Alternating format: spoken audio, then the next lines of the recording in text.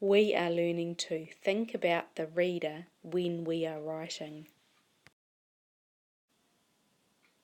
The first thing you need to think about when you're writing is, who is the audience? Who are you writing for? Because this will determine the type of writing that you do. If you are writing for someone like a friend, then the kind of words that you'll use in your writing will be more informal. That means you might use words like hi, okay, see you later, that's awesome.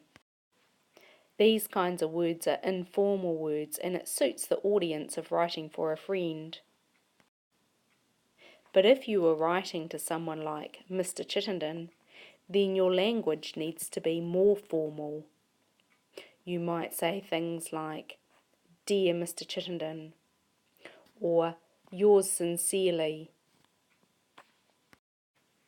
or Thank you for reading this. So when you're writing, the first thing you need to think about is who your writing is for, because that will determine the kinds of words that you use in your writing. The next thing that you need to think about when you're writing is to make sure that you include all the information. You need to tell the reader what you are writing about. If you don't tell them what you're writing about, they're not going to know. You also need to tell them who is in your story. They won't know who the people are unless you say what their names are. You're going to need to tell them when it happened. Don't just assume that people know when. You need to tell them. You might be able to tell them why it happened. You're going to need to tell the reader where it's happened. They won't know the setting unless you tell them. And finally, you might also need to tell them how. All of these pieces of information are important for the writer to write down. The reader is not going to know them unless you tell them.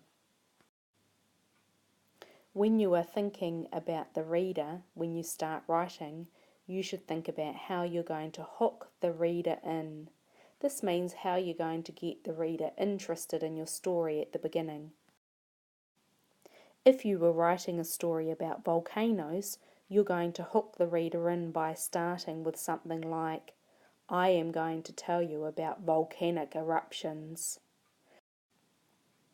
This lets the reader know what they're going to be reading about. If you were writing a made-up story about a castle, you might start something like, It was a cold, dark, gloomy night. The only light came from the moon shining. There were no noises around, and then suddenly a scream pierced the ear. Ah! It's really important that you hook the reader in by introducing them to the topic. It makes them want to read more about your story. The last thing to think about when you're writing a story is to think about the length of your story. A longer story is not always better. If you are writing your story for a child to read, then you're not going to want to write a really long story. Something about this size might be quite good. So these were some important things to think about when you're writing. You need to think about your reader. You need to think about who it's for, because that will determine what kind of writing you'll do.